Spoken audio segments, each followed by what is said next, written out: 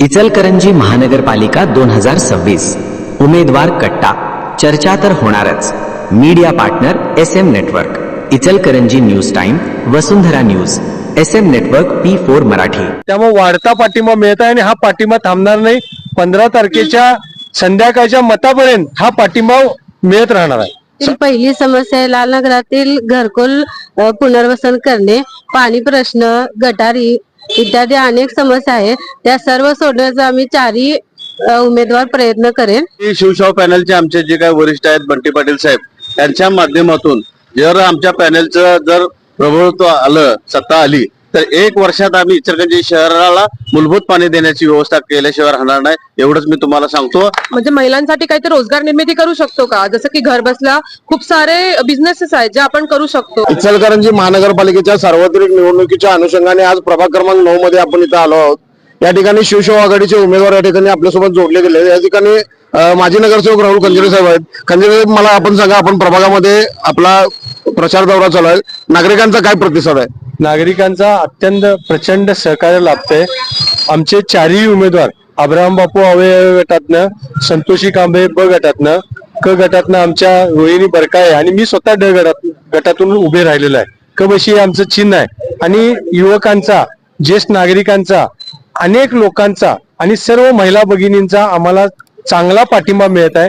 नागरिक आमच्या समोर प्रश्नाची सोडवणूक करण्यासाठी इच्छा व्यक्त करतायत आणि त्यांनी विश्वास दाखवलेला आहे की ही जी आमची शिक्षित, उच्च शिक्षित जी आमची टीम झालेली आहे शिवशाहू आघाडीची प्रभाग 9 मधली, हे अत्यंत चांगल्या पद्धतीनं काम करू शकते असा विश्वास आम्ही गेल्या प्रचारादरम्यान त्यांचं संपादन केलेलं आहे। त्यामुळे वाढता पाठिंबा मिळत आहे आणि हा पाठिंबा थांबणार नाही। 15 तारखेच्या संध्याकाळच्या मतापर्यंत हा पाठिंबा मिळत राहणार आहे। साहेब, आपण संजय गांधी निराधार योजनेचे अध्यक्ष म्हणून काम करत असताना अनेक लोकांची सेवा आपण त्या माध्यमातून केलेली आहे। नागरिकांचा ह्या माध्यमातून काय आपल्याला प्रभागामध्ये याचा फायदा, बेनिफिट होतोय का?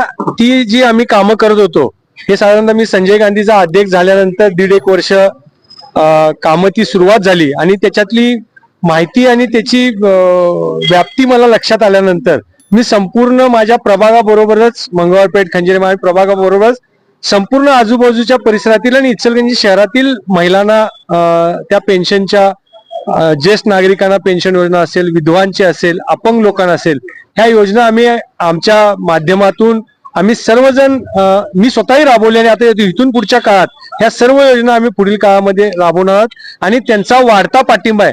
ज्येष्ठ नागरिक तर आवर्जून आम्ही घरी गेलो की भेटतात, ते सांगतात की बाबा तुझं काम आमच्यापर्यंत आहे, तरी ते प्रभाग जरी नवीन वाढलेला असला तरी तिथूनही आम्हाला चांगला वाढता पाठिंबा ह्या कामामुळे आम्हाला मिळत आहे। आणि त्याचबरोबर अब्राहम बापू असतील, आम्ही असेल, गेली 15 वर्ष झालं नगरसेवक म्हणून कार्यरत आहोत। कामाची, प्रश्नाची जाण आहे। नगरपालिकेमध्ये नागरिकांचे प्रश्न प्रशासनाला धारेवर धरायचं काम आम्ही केलेलं आहे। वारंवार आम्ही प्रश्न आमचे भागातले सोडवण्यासाठी आंदोलन असतील, पाण्याच्या प्रश्नासाठी आंदोलन असेल, उपोषण असेल, जनतेच्या प्रश्न सतत आम्ही राहिलेलो आहे। त्यामुळे हे लोकांना माहिती आहे। त्यामुळे कोणत्याही भूलथापानं बळी न पडता संपूर्ण शिवशाहू आघाडीच्या पाठिंबा लोक राहणार आहेत आणि त्यांनी मन केलेलं आहे। साहेब, या ठिकाणी पण या ठिकाणी गेले 15 वर्ष झालं इचलकरंजी नगरपालिकेचे नगरसेवक म्हणून पद भूषवलं आहात। या ठिकाणी आपले कोल्हापूर जिल्ह्याचे व आपले शिवशाहू आघाडीचे नेते बंटी पाटील साहेब यांनी नुकताच दौरा करून या ठिकाणी गेलेले आहेत। पाण्याचा जो मूलभूत महत्वाचा प्रश्न आहे, यासाठी आपल्या पॅनलचं काय विजन असणार आहे आपल्या प्रभागासाठी? शिवशाहू पॅनलच्या वतीनं इचलकरंजी शहरामध्ये जो काय आम्ही अजेंडा घेतलेला आहे, तो या अजेंडामध्ये इचलकरंजीला सर्व मोठा ज्वलंत प्रश्न म्हणजे पाण्याचा प्रश्न आहे। गेले 10-15 वर्ष इचलकरंजी शहरामध्ये जे काही सत्तांतर आहेत, सत्तेतले पदाधिकारी असतील, विद्यमान आमदार, खासदार, या लोकांनी जनतेला फक्त आश्वासन देण्याशिवाय काही केलेलं नाही। त्यामुळं आम्ही शिवशाहू पॅनलचे आमचे जे काही वरिष्ठ आहेत बंटी पाटील साहेब यांच्या माध्यमातून जर आमच्या पॅनलचं जर प्रभुत्व आलं, सत्ता आली तर 1 वर्षात आम्ही इचलकरंजी शहराला मूलभूत पाणी देण्याची व्यवस्था केल्याशिवाय राहणार नाही, एवढंच मी तुम्हाला सांगतो। आज इचलकरंजी शहरातला जो काय पाण्याचा प्रश्न आहे तो आम्ही 1 वर्षात मोडून काढणार आणि रोज 1 दिवस आड का होईना आणि रोज पाणी आम्ही द्यायची व्यवस्था करणार आहे आणि या माध्यमातून आम्ही लोकांना समाधान करणार आहे। या ठिकाणी सुशिक्षित आणि आपल्या या प्रभागातील एक उमेदवार या ठिकाणी आपल्यासोबत संतोषी या ठिकाणी आहेत. ताई, आपण एक सांगा, महिला सक्षमीकरणासाठी आपला काय एक विजन असेल? महिला सक्षमीकरण किंवा महिला आपल्याला आमच्या भागात पाहिलं तर 60 ते 70% महिला रोजंदारीवर काम करतात.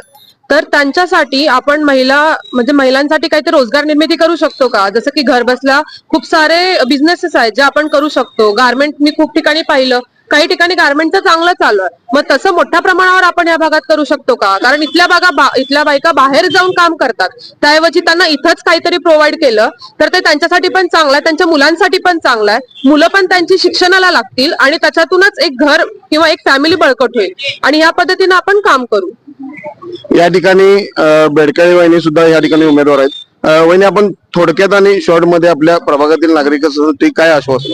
आमच्या प्रभागातील पहिली समस्या आहे लाल नगरातील घरकुल पुनर्वसन करणे, पाणी प्रश्न, गटारी इत्यादी अनेक समस्या आहेत. त्या सर्व सोडण्याचा आम्ही 4ही उमेदवार प्रयत्न करेन प्रामाणिकपणे. त्यामुळे आम्हाला भरघोस मतांनी सर्वांनी विजयी करावे अशी आमची विनंती आहे.